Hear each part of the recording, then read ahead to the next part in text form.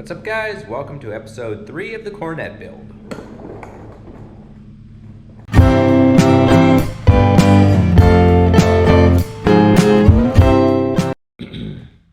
What's up, guys? Welcome back to episode 3 of the Coronet build. In this episode, we get a lot of teardown done on the Coronet. We do test fitting of the body on the chassis, so I hope you enjoy. Welcome to voiceover land. Alright, so at this point it's time to start cutting out the firewall and floors of the Coronet. So I used a combination of both the plasma cutter and the Sawzall. Started with the firewall and then worked my way to the floors. This was definitely took some time and a bit of doing, but eventually we get it done.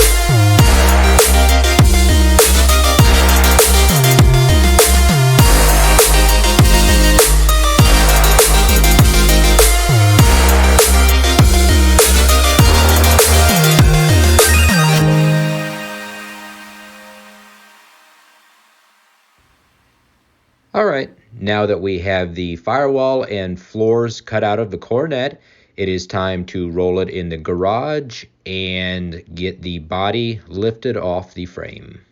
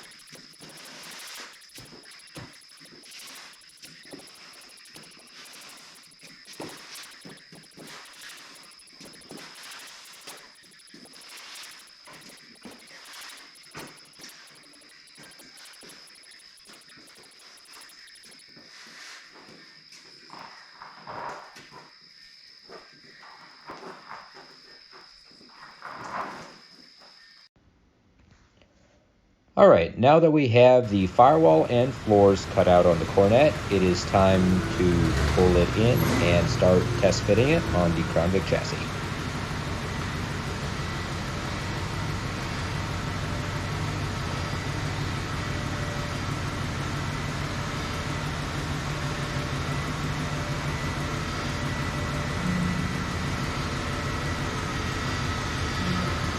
Good.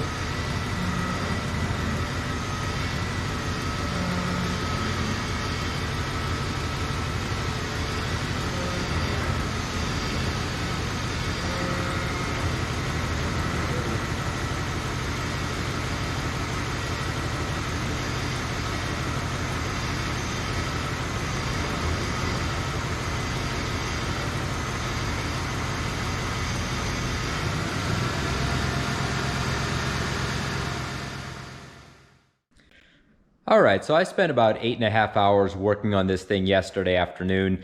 I didn't film it just because it was a really boring and slow process. Basically, with the car on the lift, start lowering the body down until it hits, mark it, raise the body back up, cut, lower it back down a little further, and just doing that over and over and over until I got the body to sit on the chassis like I wanted. And I'm really excited about this. I think it looks really cool. Let me show you. It almost looks like a complete car again. And obviously it is very far from being done. And the front fender is just kind of temporarily set in place, but that's about where it'll be sitting. The back still needs to come down a little bit. One issue I ran into was the Crown Vic definitely has a wider wheelbase than what the Coronet did, so I am having some clearance issues here, so we'll have to go a little creative with the rear fender or something, but we'll figure that out. So let me show you inside here. And it obviously is very much a mess of wiring at the moment, but the plan is to use the stock Coronet dash, integrate the Crown Vic cluster into it. That way we have both the classic look of the dash, but still the modern functions of the new cluster. I plan to use the Crown Vic steering column. That way we can reuse the shifter and turn signal switch and the tilt. I would like to adapt the old Coronet steering wheel to that. I think that would be really cool. I'm not sure what I'm going to do for seats yet. Probably bucket seats of some sorts, but I haven't for sure figured out. You can see here I still have to make the filler panel for the floor there, but everything in the back is fitting really well. I'm really happy with that. You can see on the floors here, I lowered the body enough where it sits a little bit lower than what the Crown Vic floor did. So we'll make some filler panels for there. But yeah, that's fitting really well. Let me show you the trunk. And I did trim the back part, about 19 inches of the frame and floor pan in the back because the Coronet's shorter in the back. But this is all Crown Vic floor. And we still have to do some more trimming on the Coronet to get it to sit a little lower and fix some areas of rust for sure. But yeah, that's how that looks. Let's go around to the engine bay. So everything is fitting pretty decently up here. Here you can get an idea of what we're looking at for the firewall. Still some more adjustments there, and we need to make some filler panels. The Crown Vic core support is going to have to come out for clearance wise, and we might have to move the radiator back a little bit. I'm not sure. We'll figure that out. But otherwise, yeah, pretty happy with it. So I think that is it for this episode. Thank you everybody for tuning in and watching it. I really appreciate it. So I will see you in the next one.